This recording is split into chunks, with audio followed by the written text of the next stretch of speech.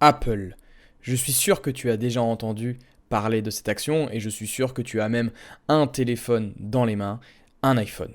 Mais toi, qui es un peu plus rationnel que les autres, au lieu d'acheter le nouvel iPhone 13 qui coûte 1100 dollars, euros environ je pense, tu décides plutôt de l'investir en bourse. Investir dans Apple en bourse te permettra de gagner beaucoup plus d'argent, mais également d'investir sur le long terme et de créer un patrimoine certain. Si tu souhaites rentrer sur Apple et que l'action t'intéresse, tu es tombé sur cette bonne vidéo. Premièrement, nous allons l'analyser, c'est-à-dire qu'on va présenter globalement l'action Apple. Ensuite, deuxièmement, on ira directement sur mon écran de PC pour analyser les chiffres de l'action Apple avec 5 critères pertinents qu'on va utiliser pour déterminer si l'action Apple est intéressante ou pas à acheter maintenant. Et ensuite, troisième étape qu'on va faire ensemble sur cette vidéo, c'est acheter cette action Apple en direct avec toi. Je vais investir 100 € sur l'action Apple, sur l'application Trade 212 et ça sera en fin de vidéo. Es-tu prêt à investir sur Apple? Tu vas le savoir dans cette vidéo juste après l'intro.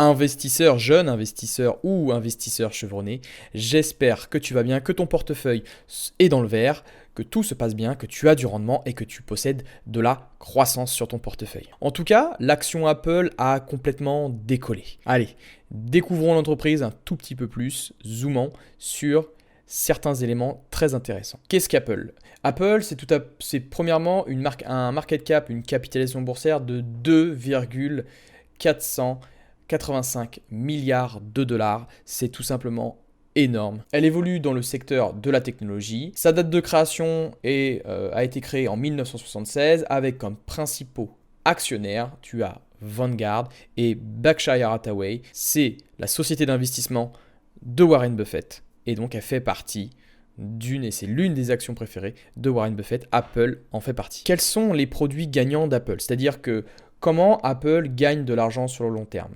Alors premièrement, tu as les Apple Watch, les MacBooks, les iPhones et bien sûr le cloud. Mais pour finir, l'une des plus grosses forces d'Apple, et ça je ne sais pas si tu le sais, c'est particulièrement les AirPods. Le retour sur 3 ans par rapport au SP500, le SP500 a fait un retour de 86% sur 3 ans, tandis que Apple a eu un retour de 308%. Le prix de l'action en ce moment même est de 171 $. Donc si on revient sur l'indicateur précédent sur le retour sur 3 ans, 308, imaginons que si tu avais investi 1000 € sur Apple il y a 3 ans, tu aurais tout simplement fait x3. Du coup, tes 1000 €, tu aurais quasiment 4000 €. Tu aurais gagné 3000 €. Le rendement du dividende actuellement est de 0,57% et le prix de l'action, comme je te l'ai dit, à 171 $. Donc bien entendu, la vidéo ne s'arrête pas là. On va maintenant aller sur l'écran de mon ordinateur et on va passer à quelque chose qui est totalement nouveau sur cette chaîne YouTube. C'est les piliers d'analyse. Les piliers d'analyse, qu'est-ce que c'est? Ce sont des critères de sélection pour choisir une entreprise. Tu as plusieurs, moi j'en utilise une douzaine, mais là je vais juste te présenter 5 piliers d'analyse pour sélectionner une action. Ces piliers sont bien sûr essentiels et vraiment incontournables pour choisir une entreprise. Donc, elles te serviront au départ pour sélectionner une entreprise, si oui, si tu la trouves bien ou non. Et là, on va voir si Apple, si elle possède, si elle valide ou pas ces 5 piliers. Si elle valide ces 5 piliers, c'est une entreprise donc très intéressante. Investisseur, donc nous sommes actuellement sur mon écran, on est sur Seeking Alpha et on va analyser donc un peu plus en profondeur l'action Apple. Donc on va utiliser les 5 piliers d'analyse pour savoir et pour te guider, toi, pour t'aider dans le choix de ton investissement sur Apple. Donc premièrement, ce qu'on va regarder sur Apple, c'est au niveau de sa finance. C'est-à-dire au niveau la croissance du chiffre d'affaires. Est-ce que le chiffre d'affaires d'Apple augmente depuis plus de 5 ans? C'est ce qu'on va voir actuellement. Donc là, on va directement sur Total Revenue. Donc Total Revenue, on prend cette case que je suis en train de surligner. Donc, ce qu'on peut voir sur cette première case, sur le total revenu d'Apple, on peut remarquer qu'en septembre 2017, on était à 229 milliards, 234 millions. Excuse-moi, bon, je vais juste arrondir parce que les chiffres sont totalement monstrueux. On est ensuite ici à 265,5 milliards, 260 milliards en 2019. En septembre 2020, on est à 274 milliards et on a fait un Apple, je dis bien on a fait, mais c'est Apple, je n'ai rien à voir là-dedans avec mes pauvres 2200 € que j'ai investis sur Apple, pauvre actionnaire que je suis. En septembre 2021, ils ont tout simplement explosé la baraque, limite ils ont fait 100 milliards de plus de chiffre d'affaires. On est donc sur un revenu total, un chiffre d'affaires total sur septembre 2021 de 300, allez arrondissons, 366 milliards de dollars. Donc là, si on reprend sur les... voilà, c'est tout simplement énorme. Donc, la croissance du chiffre d'affaires, est-ce qu'il y a plus de 5 ans d'augmentation et de croissance? Oui, donc check. Ensuite, on va s'intéresser aux bénéfices nets de l'entreprise. Donc les bénéfices nets, on regarde dans cette partie-là de net income, donc sur Seeking Alpha toujours. Net income, donc on est à 48,350 milliards en septembre 2017, 2018 59 milliards, 55 milliards, 57 milliards et on est monté sur septembre 2021 à 94 milliards de dollars de chiffre d'affaires, c'est tout simplement énorme. Donc sur la croissance des bénéfices nets sur plus de 5 ans, on peut dire aussi check. Ensuite, le troisième pilier qu'on va voir ensemble de l'investissement, de l'analyse des actions à dividendes, c'est on va aller sur le PER. Le PER, je te rappelle, c'est le cours sur bénéfice, c'est pour évaluer si le prix de l'action est supérieur donc à ses bénéfices. Est-ce que l'entreprise est surévaluée ou est-ce que l'entreprise Apple est sous-évaluée? Justement, on va le voir. Donc ce qu'on peut voir sur Apple, donc là sur les 12 derniers mois, Apple est par rapport à son secteur médian, donc là on regarde le secteur médian et Apple, donc Apple est environ à évaluer à 30,46 fois ses bénéfices.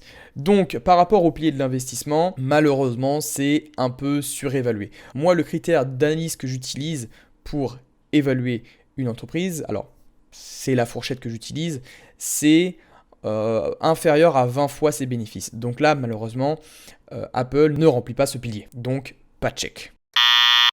Qu'est-ce que ça veut dire plus précisément? Ça veut simplement dire que Apple est légèrement surévalué par rapport donc, à son secteur médian, comme on vient de le voir, qui est évalué à 25,31%, 25,31 fois ses bénéfices, excuse-moi. Donc, c'est légèrement au-dessus, légèrement surévalué. C'est pour ça que je mets une croix orange. Ce n'est pas forcément... Il ne faut pas forcément s'arrêter sur ce choix-là lorsque tu analyses l'entreprise. Il faut toujours combiner plusieurs critères et piliers d'analyse pour prendre une décision. Ensuite, le quatrième pilier investisseur. Le quatrième pilier qu'on va voir ensemble, ce sont bien entendu les dividendes. Les dividendes, donc ce qu'on va regarder, on va aller plus en détail avec toi, c'est donc le dividende donc, sur 12 mois lissés est de 0,51% par rapport au secteur médian était 1,25%. Donc, elle verse moins de dividendes, enfin le rendement est beaucoup plus bas par rapport au secteur médian. Ce qu'on peut regarder ensuite et c'est ce qui va fonder le pilier de l'analyse. Ce pilier, c'est le dividend history. C'est-à-dire qu'on va s'intéresser, ce qu'on va choisir comme entreprise, nous, ce sont des entreprises qui parviennent à augmenter, à verser des dividendes chaque année, mais aussi à augmenter chaque année leurs dividendes. Moi, ce que je préfère comme entreprise, c'est des entreprises qui versent et augmentent leurs dividendes sur plus de 20 années consécutives. Donc là, ce qu'on peut voir sur Apple, malheureusement, Apple ne remplit pas ce critère, malheureusement, pas de check. En effet, Apple verse des dividendes depuis plus de 9 ans. Mais par contre, je mets pas de check, mais c'est un pas de check sur une croix orange. C'est-à-dire que c'est pas forcément une mauvaise idée d'investir sur Apple parce qu'elle ne verse pas ses dividendes. Non, loin de là. C'est juste qu'elle commence peut-être à verser un début de dividende, qu'elle vient de commencer récemment et donc elle peut très bien continuer d'augmenter. Surtout qu'elle peut continuer quand on va revoir, quand on voit et quand on compare par rapport au cinquième pilier. Le cinquième pilier, c'est quoi? C'est le payout ratio. Le payout ratio, Tu sais ce que c'est? C'est la capacité à l'entreprise de verser des dividendes, ce que j'appelle la santé du dividende. Le payout ratio, c'est quand l'entreprise va te verser des dividendes, elle va piocher bien entendu dans ses bénéfices. Et elle va piocher un certain pourcentage de bénéfices. Plus le pourcentage est bas, moins elle pioche dans ses bénéfices et donc plus elle parvient à survivre pour se développer et utiliser l'argent autre part que uniquement dans ses dividendes versés aux actionnaires. Tu vois ce que je veux dire? Et donc là, on est à 15,56%, ce qui fait que c'est une entreprise pour moi que je check. Pourquoi? Parce que l'entreprise a un payout ratio inférieur à 60%. Ça, c'est mon critère d'analyse, c'est mon pilier. Quand le payout ratio est inférieur à 60%, je valide cette entreprise. En tout cas, le critère, je le valide. Donc, check. Ce qui est intéressant aussi, là, c'est un petit bonus. On va continuer sur l'analyse. Le petit bonus que je te présente là, c'est tout simplement sur le versement sur le dividende growth. C'est-à-dire, qu'est-ce que c'est? C'est le pourcentage d'augmentation du dividende chaque année. Donc là, si on regarde sur 10 ans, on peut voir que sur la courbe, Apple donc augmente son dividende chaque année. On a commencé en 2012 à 0,19 et on a fini en 2020 à 0,81%.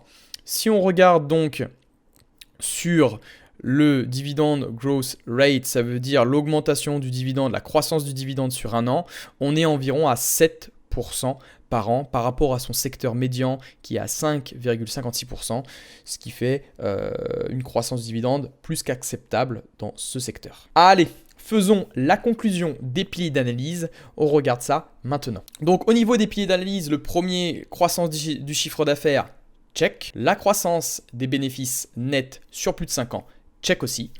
Néanmoins, le PER, donc le ratio cours sur bénéfice, est légèrement, donc l'entreprise est légèrement surévaluée avec un PER de 30,46 fois ses bénéfices. Ensuite, on a une historique du dividende. Alors, l'historique du dividende, Apple verse depuis plus de 9 ans. Donc, c'est pour ça que ces deux non-checks, je les mets en orange parce que c'est pas forcément une décision d'investissement. Il ne faut pas s'arrêter uniquement sur ce critère. C'est-à-dire que s'il y a un critère qui n'est pas validé, en gros, c'est pas totalement grave. C'est orange, on peut y aller. Néanmoins, il faut faire attention quand même. Ensuite, on a le payout ratio. Là, par contre, c'est open bar, c'est plus que check. L'entreprise donc verse un dividende avec largement de quoi faire pour faire grossir son entreprise à côté. Il faut savoir que Apple, c'est une machine à cash. Elle a énormément de cash flow, elle dégage énormément de bénéfices. Donc, c'est pour ça que Apple possède un payout ratio inférieur à 60%, qui est de 15,56%. Maintenant, investisseur, on va se trouver directement sur mon portable et on va acheter donc pour 100 € d'actions Apple. Investisseur, donc là on est directement sur mon portable sur Apple. Donc là, comme tu peux le voir sur mes investissements, j'ai déjà investi sur Apple, j'ai environ 15 actions d'Apple, j'ai investi 2285 € sur Apple. J'ai un retour pour l'instant qui est tout simplement énorme, mais j'imagine même pas ceux qui ont investi à 90 €. Oui, il faut savoir que j'ai vu l'action à 90 €, mais comme j'étais jeune et comme j'étais débutant, je me suis dit que 0,51 c'était 0,6% de rendement. J'étais très intéressé par le rendement, mais je ne voyais pas la croissance du dividende qu'il pouvait y avoir à côté, mais aussi la croissance de l'entreprise et du prix de l'action. Donc je pouvais me faire, je pense, beaucoup plus. À 90 $, maintenant, là, le prix de l'action est à 173 $, j'aurais fait quasiment 80%, 90% environ. Donc bref, ne soyons pas trop avare. Sur mes gains et donc sur mon retour total, j'ai fait quand même 47,88% avec un retour total de 740, ce qui est très acceptable. Donc, je vais acheter une action, donc 100 € d'action Apple en direct avec toi. Donc, je clique sur acheter. Ah oui, donc juste avant, peut-être pour te présenter, je suis sur l'appli de Trading 212. On me demande énormément, toi investisseur, tu me demandes énormément sur quelle application je suis en ce moment. Je suis sur Trading 212, donc voilà. J'achète, je clique sur le bouton acheter, je mets ma valeur, donc je vais mettre 100 €, contrôler l'ordre, hop, et envoyer l'ordre d'achat. Et voilà, l'ordre a été exécuté, je viens d'investir 100 € d'Apple avec toi. Et si tu as des questions sur l'entreprise ou sur comment investir, tu peux tout simplement m'envoyer un message sur Instagram, sur mon compte Instagram, et c'est avec grand plaisir que je pourrai t'aider à répondre à tes questions. Investisseur, l'analyse d'Apple est maintenant terminée. J'espère que ce format de la vidéo t'aura plu. Si tu veux me faire un petit retour sur ce format, n'hésite pas, tu peux m'envoyer un message ou un petit commentaire. Je réponds à tous les commentaires, donc c'est avec grand plaisir que je te répondrai. Ou sinon, tu peux m'envoyer un message privé directement sur Instagram, sur mon compte Sequoia. Tu peux aller me rejoindre tout simplement et le lien de toute façon est disponible directement dans la description. Après investisseur, si tu veux aller un peu plus loin dans tes analyses et repérer donc les meilleures entreprises à dividendes et recevoir tes premiers revenus passifs en bourse, tu peux rejoindre ma formation Sequoia sur sequoia.com qui s'appelle Dividende Evolution. Oui, je possède un site internet, donc si tu as envie de le voir et de foncer directement dessus, je t'invite à y aller et donc à profiter, à voir. Je propose des livres boursiers numériques, je propose ma formation Dividende Evolution et bientôt je vais sortir donc une formation crypto, c'est comment construire des revenus passifs avec la crypto-monnaie et donc ça je t'en dirai beaucoup plus un peu plus tard. Investisseur, je te souhaite bon courage dans tes investissements, plein de croissance et que le rendement soit avec toi.